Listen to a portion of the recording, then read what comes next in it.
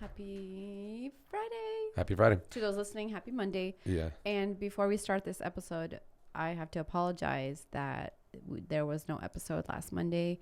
Sincerely apologize, but someone had a little bit of a man cold. Couldn't record. It was a boy's cold. Oh, man cold. It's so we're sorry if we're trying to talk about the house and the house tour video hasn't come out. By the way, when this episode comes out, which is Monday, I think that day or Tuesday, the house tour video will come out, so you'll be able to relate to it. Finally. But sorry for teasing you guys. Yeah, for so but long. It's funny you mentioned that because when we were when we were basically taking all the junk out of the garage. Keep in mind, I mean, it's 80-year-old house. The guy's been there since the 70s. That stuff smells. It smells. It's old. Dusty. It's dusty. He kept almost everything in the world. And I had my respirator packed at storage. And it's so deep in there, it's kind of jam-packed that you kind of have to climb on tables to get to anything. And then half the time you're like, I don't know which box it's in. So I never have any allergies that I know of. You always have spring and fall allergies. Always. Actually, not always. Only as an adult. I didn't have them as a kid. Not that I remember. Interesting. Anyway. So I didn't wear a respirator and didn't think much about it. And after 2 days, I have all these symptoms of an upper respiratory thing. And I've already had an upper respiratory thing in December. You've had one a few times. Yeah. Which makes me nervous because you're not taking care of yourself. Right. And so I wake up after 2 days of doing that cleaning out stuff, and I just feel run down. My voice sounds like a frog. I am watery eyes. Nothing hurts, but then I just have no energy. You have the cold symptoms, basically. All the classic cold symptoms, yeah. Exactly. Which is how allergies, the symptoms manifest are cold symptoms, which is crazy. Right. The only thing that's different is the itchy eyes for me, and the headache's more located right here where the sinus pressure are, kind of thing. So because I'm run down, I call the day off with Kyle. So I'm like, hey, I'm not feeling good. And because I did that, I decided to go to the doctors to get checked out because I'm like, if I'm going to lay low, might as well make sure I get got a doctor's note. Yeah. Give it to the boss. And just to make sure that I am, if it's something I need to be taking meds for or something like that to speed it up.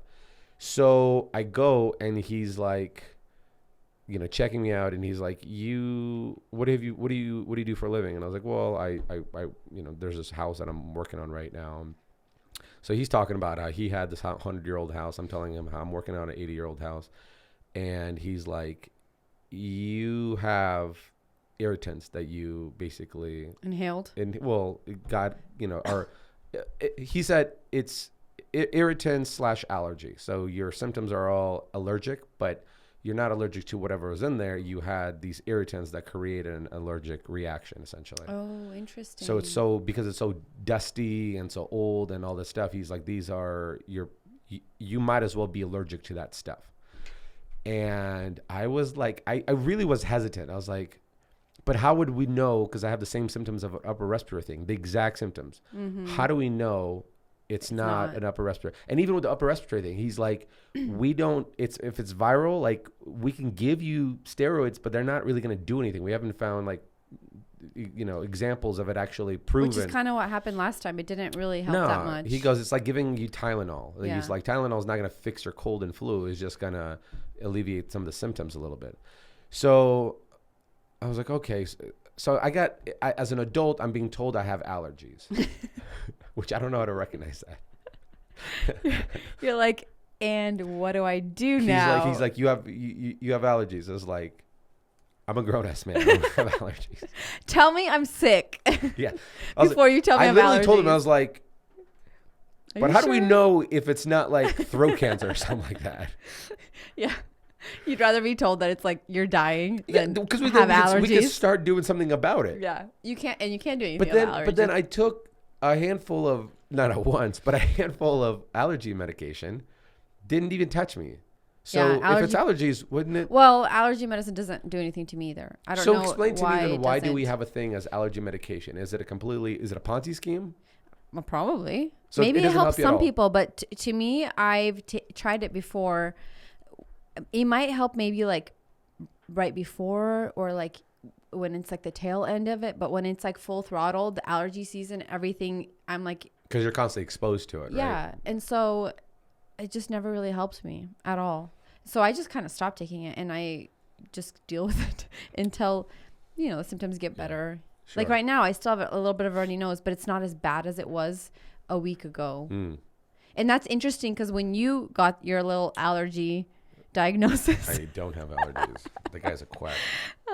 Is the same day we all came down with that. And it was the day that it was really sunny and windy, I think. And so everything was like blowing and blooming all at once. And like Jack has never had allergies. He's been having like a stuffy nose too.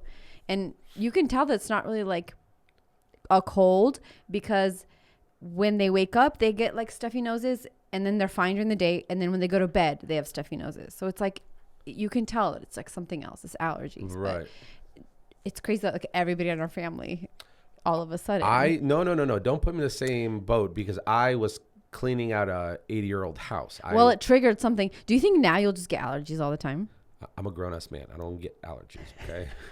What should we call it? I don't have allergies. It was dust particles. So I flew out to Palm Springs on a guy's trip for, 3 days or something like that? It was like 4 days, actually. Okay. Because I counted. Because I was alone with the kids. And it was, I thought, like you were the one who even said, is like, well, if you clear up when you get there, then that means it's allergies. And I didn't clear up until the last day. So maybe because of the dust, it was like lingering longer for you. Probably. I think it had to get out of my system. Yeah, with like pollen stuff, if you're not around it, you kind of feel better. Although Kyle has to vouch for me. Kyle, did you not see a man that completely turned his act around on the last time we were filming? Yeah, for sure. What did you tell the people? Is this man you?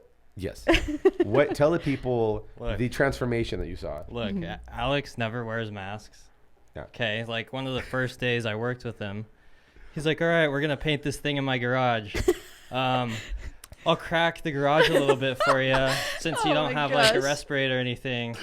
Like 5 minutes, Kyle. like 5 minutes into it, like the garage is just like filled with paint. Like, fumes. So I mean, mist. It's like foggy. You can't even look see like we through it. hotboxed it. Yeah, but long story short, you've been doing pretty good wearing the respirator, like even cutting wood and stuff. Okay, but it's been like 1 day. Yeah, I'm a changed man.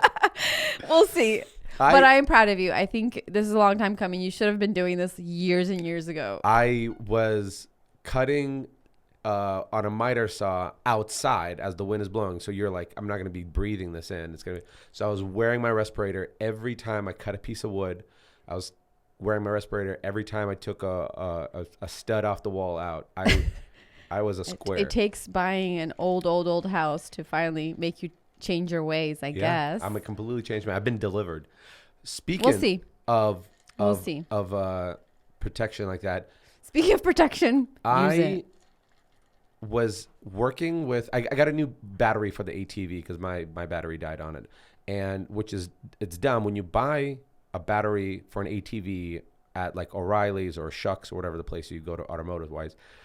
Those like regular batteries are ready to go. Grab it off the shelf, plug it in, new battery. With the ATV ones, you have to like put it together yourself. Like you have to there's a container, fill the battery acid into the battery, plug it up, then charge it. So why do you think that is? I have no idea. Maybe it's this particular brand. I don't know. So here's what happened to me a couple of days ago.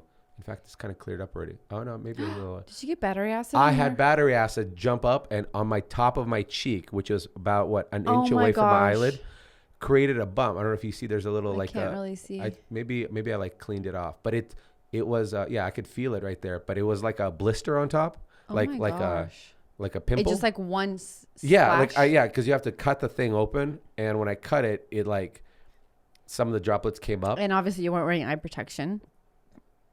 why am I going to wear eye protection? Well, now maybe you'd think about it. Yeah. I had another couple of close calls. I think I had I was using a nail and then the nail hit me like right like on my forehead. This is like right after I got my LASIK done. Oh my gosh. So I keep having all these close calls. I don't like hearing this. Could you imagine battery acid in the eye? Oh, that eye is done. Done, yeah. I wouldn't have to wear an eye patch. I'd just be like, I'd be kind of cute though if you wear an eye patch. I would have to say. You can have like the kids like craft it for you, so it'd be like all sparkly and cute. Yeah. It'd be cute. Yeah, you know. One-eyed Alex. One-eyed Alex. Call you. Like I'd have to talk about people and be like, talk to my good eye or look at my good eye. Look at my good eye. I have to say the good eye. The good eye. Maybe you could get a glass eye. That one scared me a little bit because I was like, because it burned. Like when it got on my cheek, it burned, and I was like, ooh. Did you like immediately wipe it? I mean, there's nothing to wipe because you wipe it, it's just gonna spread to another part. So battery acid is nuts, man. I had a cut right here on my hand. And apparently there's a little bit of battery acid on the floor because that's when it like spilled a little bit. And I grabbed something today and it stung so freaking bad. Battery acid is no joke. Oh, they should really put a warning label on those things. They should really warn us not to mess with it. Who would have thought you shouldn't mess around with battery acid? Who would have thought? Well, now you know. Yeah. Next time, I mean, wear the gloves. Wear the eye protection. Wear the respirator. Do the Breaking Bad suit. Seriously, if you're gonna mess with that stuff, I don't like hearing about these close calls. It makes me nervous. I think I'm on a new path of making sure, because I've had postnasal drip since I was like 14, but I've only been working like building stuff for the last 7-8 years. Right. And my doctor says that the reason I have postnasal drip is probably because you're always exposed to like irritants and so basically allergies. Well, you've been having allergies because I don't have allergies. This is a man cold. This is a man cold that's lasted all this time. No, but she's saying 7 years of man cold. She's like, I could send you to an ENT and then get to the bottom of it. But it really is, unless you change your entire environment where you don't cut another piece of wood, like you're always going to have this postnasal drip. So I'm going to try to be better and wear a respirator. I'm not wearing glasses though. I'm not. You got to wear them sometimes. I will wear them sometimes. I'm just joking. Speaking of wearing glasses, which has there's no segue. Okay. I try to make it work. Okay. You have been working on the garage of this house, which, like we said, you guys will get a tour of it. So you'll have like a visual now when we talk about this house. You finally started working on this house, and that you're really excited about it. Because why are we so excited? Besides obviously having a new project. I pulled a Chris Angel move, a David Blaine move. And I levitated a structure, a building. Yeah. I got a building off the ground.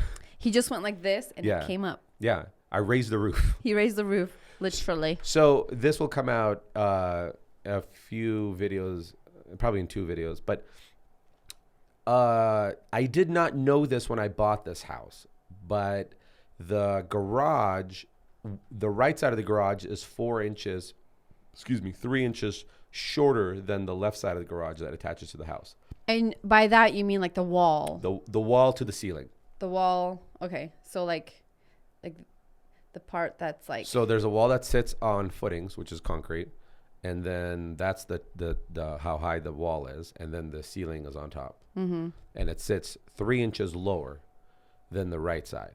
Oh, first you said 5, then you said 4, now you're saying 3. Okay, 3's not that bad. 3's not that bad. This is 3 inches. That's 4. That's not 4 inches.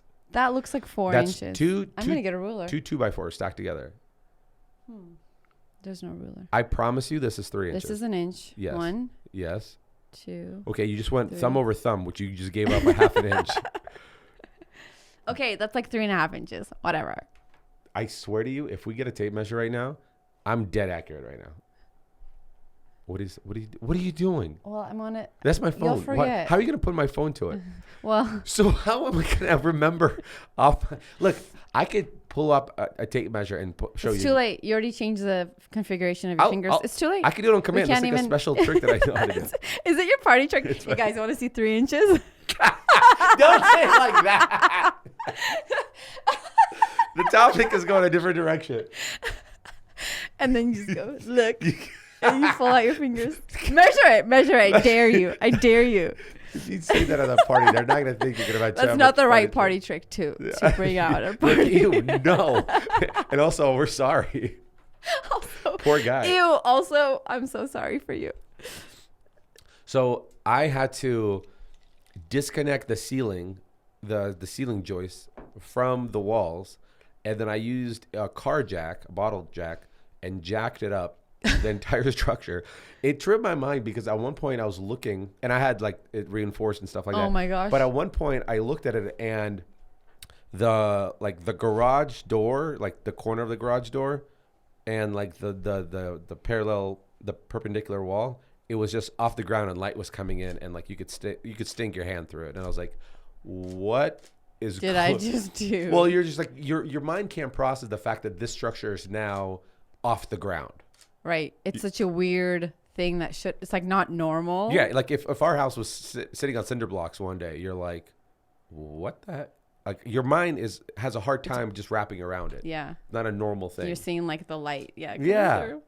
So that was a trippy thing. I was really proud of myself because I didn't kill myself yet. And Kyle is man, he's a wild man because I thought he's just going to stay on the outside of the garage. Like, because he sees that I'm like reinforcing all these things. Yeah. I wouldn't go in. I would be like, peace. I'm going to shoot from here. I'll shoot from across the street. Just in case. You're a wild man, Kyle. He lives life on the edge, I guess. Anything for content. Anything for content. I am excited to see that video because I wasn't there. So. Yeah. No, I mean, there's no accidents that happened, but it was wild to do that, but it's also wild to see how Jimmy rigged this garage really is. So the garage wasn't part of the original structure. Which, did you know that? No, I did not know that. I thought that was part of the original structure. And so the house, I was fine. It's just an old house. Yeah. The garage, he added on to it, but he shaved so many corners. So he poured footings, which are essentially the part that it's concrete that goes like below your concrete pad and it spreads out. So it like, the ground doesn't sink the building down kind of thing. He poured them and he didn't pour them straight. So like one side when I put up a wall was like crooked. So I had to like shave the concrete down. Then the walls that were there, they were supposed to sit on the concrete footings. You're supposed to anchor them to it. So you're supposed to put these bolts through them and anchor down. So when the big bad wolf comes and huffs and puffs, it doesn't take your house away. He didn't anchor a single one. So you could like, if the Hulk could just pick it up and just move the building. Oh my gosh. And then like the structures, like it wasn't 16 on center. Like nothing was dimensional. Like he just literally put boards eyeballed together. it all. He eyeballed it all. He was holding a beer, smoking a cigarette, and he's like, I can do this. Yeah, check this out. I'm gonna build a garage. Put this here and this there. So I can park my Cadillac in there. Oh my gosh. It's there and it's everything that could go wrong did go wrong when it comes to structural wise. I know that at one point you said you wanted to demo. Yeah. It would have been so much simpler to just have it all demolished, just the garage, and then just build it up again. Mm-hmm. But the problem is it's like $20,000 to $30,000 to get that. And it would set you back, like time wise too, because you'd have to wait till somebody was available. They're pretty quick because I could work on the inside of the house, right? Oh, so that's not a problem. But I didn't want to drop $20,000-$30,000 just to do that, and so it's at this point it's a lot more work, but might as well rebuild the structure from the inside. And then you have the content too. Well, it's a long piece of content, especially like with Are you breaking up this video because it's going to be a?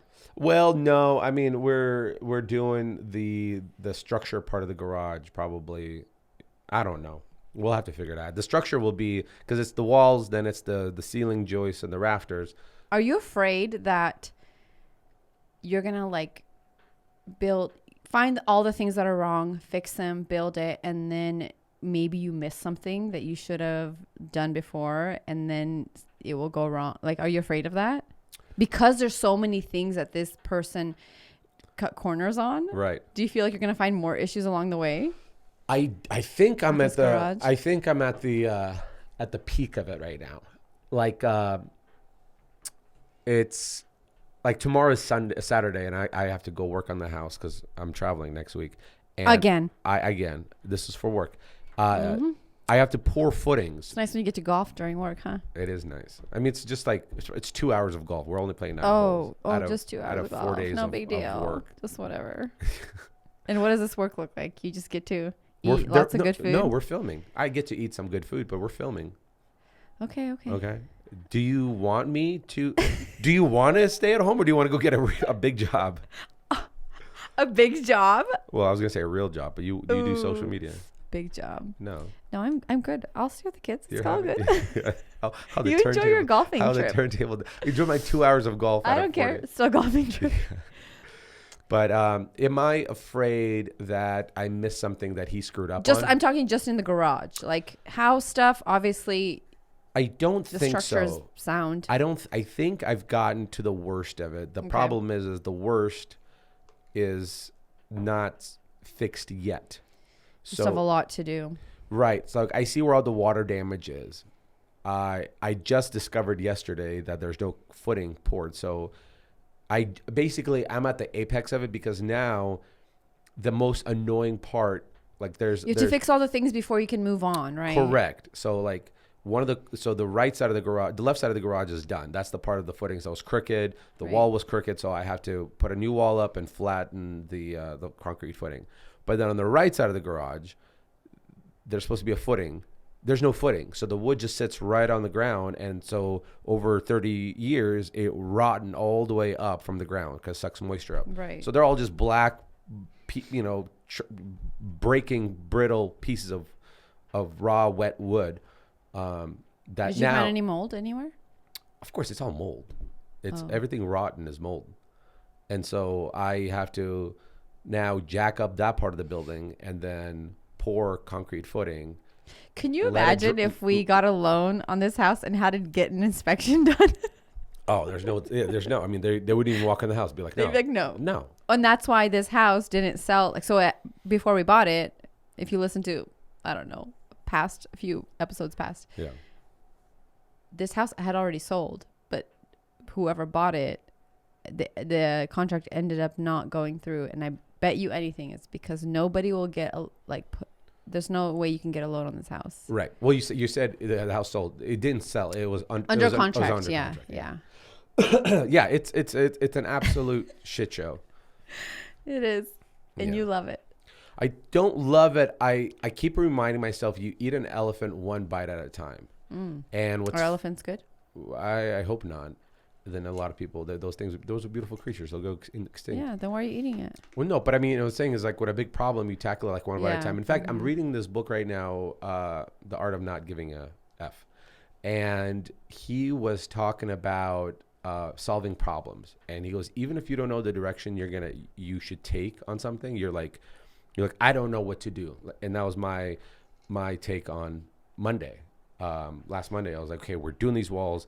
And you're like, I see this problem, that problem, this problem, this other thing. How am I going to lift this up and fix it? Should I get it demoed? Should I blah, blah, blah?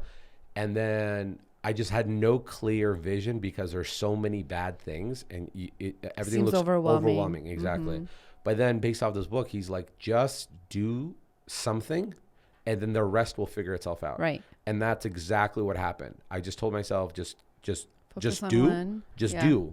And then one bite at a time. And next thing you know, I was like, okay, now I have a plan. You're seeing it now, the snowball effect. Yeah, you kind of go, okay, so if it's crooked, let's fix the crooked part first. Then the crooked part's done. You go, okay, so what's next? Well, that part doesn't have a footing. Okay, that means we need to figure out a footing situation. Right. And you're just doing at that point. And so I thought that was pretty incredible because it's so easy to like step back and be like, grab your head and be like, I'm overwhelmed because the roof is rotting, the wall is rotting, there's no footing. I don't know what's leveled, what's not leveled. But then do I handle the ceiling joist? Do I do the rafters? The roof is caving. Do I handle the walls first? But then you go just grab a task and start the task. And then the rest will just kind of start lining up. So there's a back room in that garage. It's a pretty long garage. Yeah. So it fits a car, but then after that, there's a little storage area, I guess you will. Yeah, it goes up. Did you demo the walls to that, or are you going to keep it? I demoed the walls, but because it's 2 tiers of concrete, so there's where you park your car, and then the back part has a step up. Oh. So, And because the backside has the footing on the back, in fact, I don't even know if that's a footing or not, but it makes more sense to block it off at what an average car length is, and then put a door, and then treat that as like the shed kind of thing. Yeah, so you can put like lawnmowers and stuff. Yeah, I might even move the is there washer a door and dryer in there? That's a good idea. Because that way it's not in the hallway. You make it, yeah, and if you make it kind of like cozier in there, or it doesn't feel so like garagey. Garagey. Well, yeah, because I mean, a lot of people have washer and dryer in the garages. But it would be its own like room. Exactly. Yeah. So it's not like your car's right there. Oh, and then there's your washer and dryer. If you have it kind of separate. Do you think that's annoying though, to have to like walk outside of the house through the garage? Well, you have two options. Would you rather have a washer dryer in a hallway closet, or would you rather have closet space? A closet, yeah. Or would you rather have the washer dryer? I think if you make that room like kind of like cute and like do shelving, people won't care to have a washer and dryer in the garage because it is its own room. Right. And maybe if you put like a door, I don't know, somewhere closer where you don't have to walk so far. No, yeah, the door part's easy. So for sure. I think that's a good idea. Yeah, I thought that was a good way to free up that space in the hallway. But yeah, it's a lot of mental gymnastics that you're doing with the house. It's because you're working on people's mistakes, not the wear and tear of things. Right. Obviously, with this house that we're living in now, it was different because everything was done pretty much right. Right. You would run into like a little things here and there, right? Right. Oh, like this wall isn't straight, this whatever. But this is like a whole nother level of this was not done right. Absolutely. Oh, it's so much more so that it's the garage that we're talking about. When you build a structure or you put a fence up, you find where the property line is and you put a 5-foot buffer on both sides of the neighbors' houses, because that way you know like what the definitive property line is, and you have that buffer. So like a fence is like it's equal for everybody essentially. Right. This guy builds a structure right on the property line. There's no buffer. So in a way, he's it's like, encroaching. This is where it ends. This is where I'm building. My building ends there, and this is where your building, your house, your property begins. Seems like the neighbors didn't care, or they didn't know. It's one of those things. I've spoken to a few people, realtors and all that, advisors, and they were saying like it's one of those things where it kind of gets grandfathered in as long as you don't encroach after that. You don't add to it because it happened so long ago that you can't control that. Yeah. You're just already building around whatever is existing. Yeah, exactly. So when you do these things, do you look up the code? Yeah. You do? Just to make sure you're doing it right. I always wonder that. Yeah. Yeah. You got to. So that everything's, you gotta do it. Because if we do sell this house, eventually we will. Yeah. Obviously. Yeah, it has to be. Well, somehow we bought this house. And without it being. It's the only way. The only way is cash. Yeah. I was going to ask you one more thing, and I can't remember because. Is it house related? Mm-hmm. Is it garage related? I can't remember. But anyway, that's a whole project. I am proud of you. I feel like you're really tackling it without. I don't see you looking overwhelmed. Because I'm cool as a cucumber. You are cool as a cucumber, and that's your line. Yeah. You come home. I can tell you're very tired. Yeah. But you don't seem like frazzled or like irritated, you know? I've been taking care of myself mentally pretty aggressively, and I think only after a few months of doing that kind of stuff, I'm getting better at stress levels. I'm getting better at not freaking out. I'm being better at being more patient. So it's working. Yeah, no, I'm glad. It's also nice to it's nice to have a workspace that you leave and you come home to. Mm-hmm. So you on your drive home, you're kind of like excited to be like cleaned up and hang on the couch and eat dinner and stuff like that.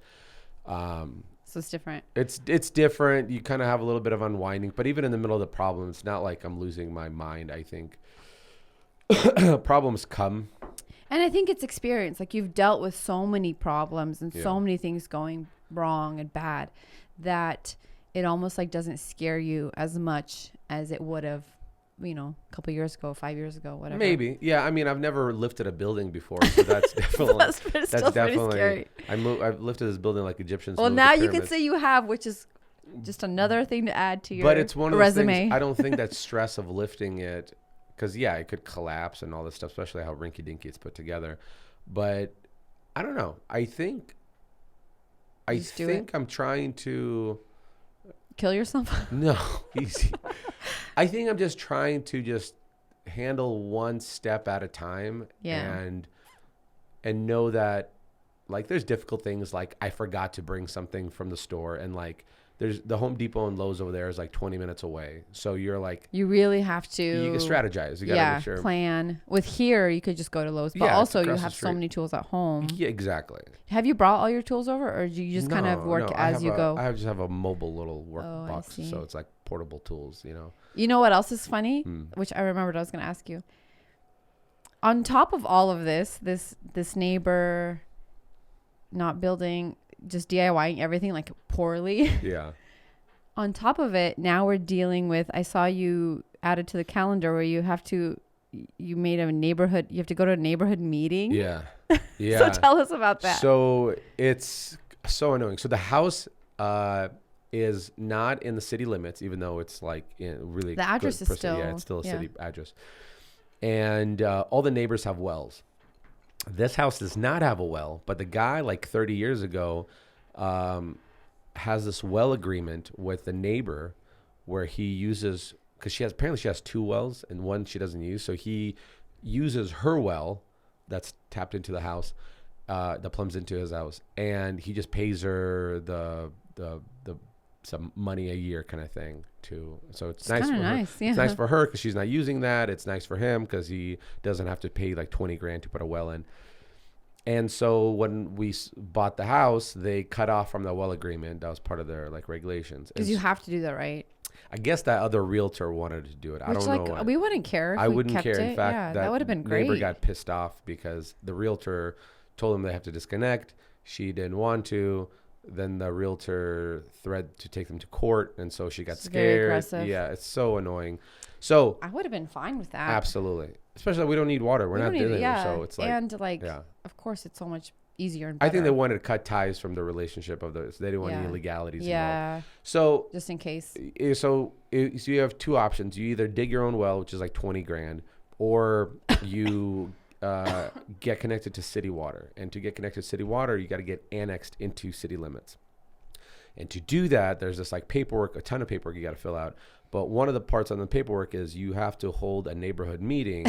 Just so dumb. To see if anybody is for or against this, which I don't know why. Because and then what happens if they're against it? I truly don't know. I guess you can get annexed into I guess it's the amount of votes or something like that. But like, and so what's the option? You just don't get water?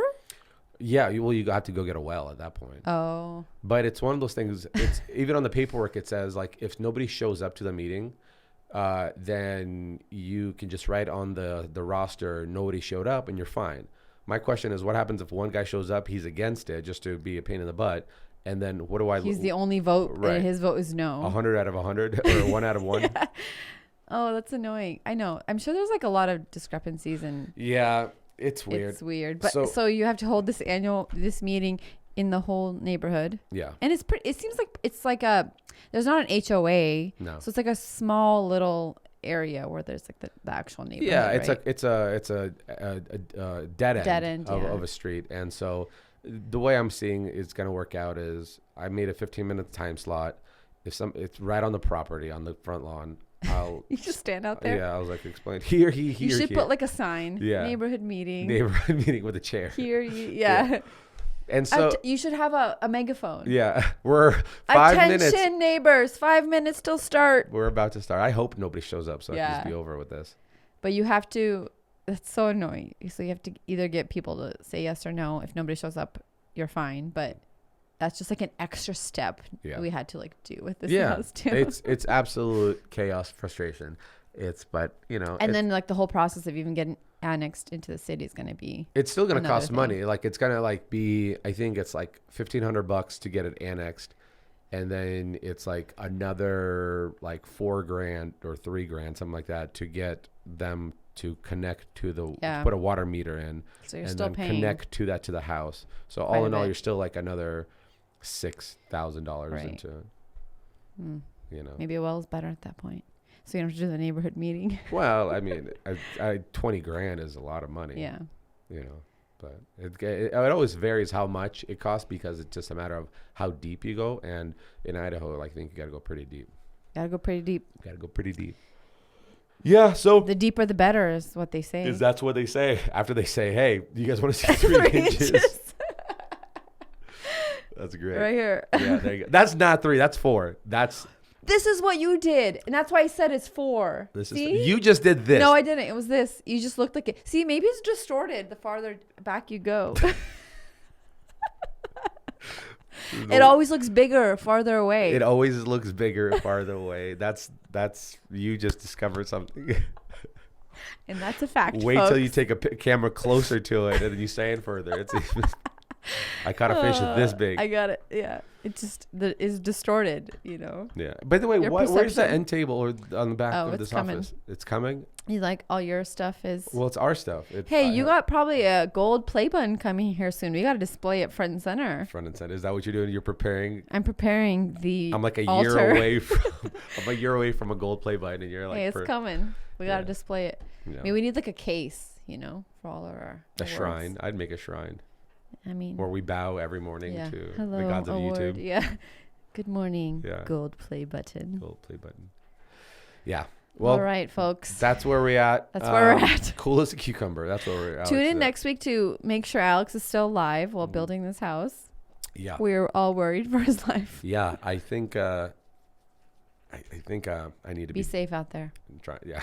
Let's be That safe. should be a shirt. Let's be safe, safe out there, folks. Yeah. I like it. All right. Thanks for listening. Watch it on YouTube. See you later. Bye.